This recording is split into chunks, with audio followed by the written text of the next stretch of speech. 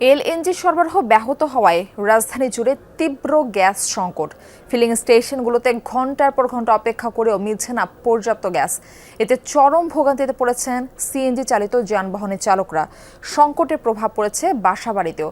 ভোগান্তিতে পড়েছেন রাজধানীর মোহাম্মদপুর, বাড্ডা, রামপুরা সহ বিভিন্ন এলাকার বাসিন্দারা।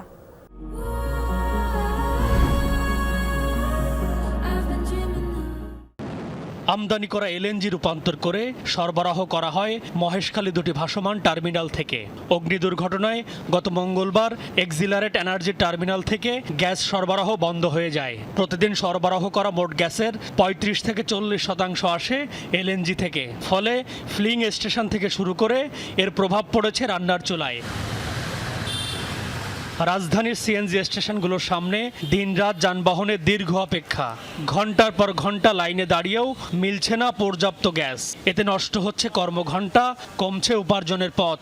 রাত্রে ৩টায় আসছি আর ওরা বলছে আবার রাত্রে ১:৩০টায় দিব।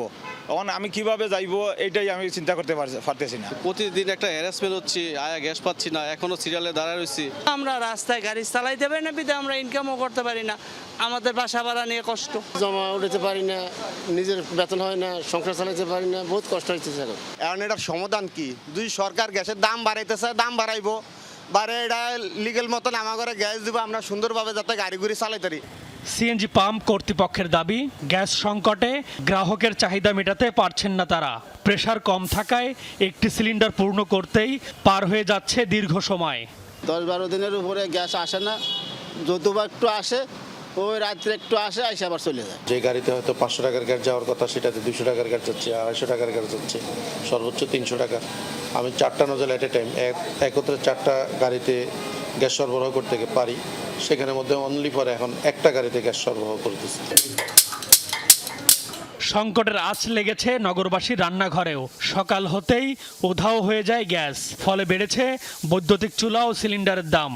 ১৫ দিন যাবত ইন্ডাকশনে রান্না করতেছি। এটার তো এই দুর্ভোগের তো শেষ নাই। কারণ তো সবসময় থাকে না আমাদের, ওইটা যখন না থাকে তখন না খাইয়ে থাকা লাগে, অথবা বাইরে থেকে খাবার এনে খাইতে হয়। ১২টা ১টার পরে গ্যাস আসে, আবার কোনোদিন আসেও না, এরকম অবস্থা আর কি। কার্ডে রিচার্জ করতেছি, আমাদের মিটার সিস্টেম, কিন্তু আমাদের কোনো গ্যাস পাইতেছি না, কিন্তু প্রতি মাসে আমাদের করতে হইতেছে।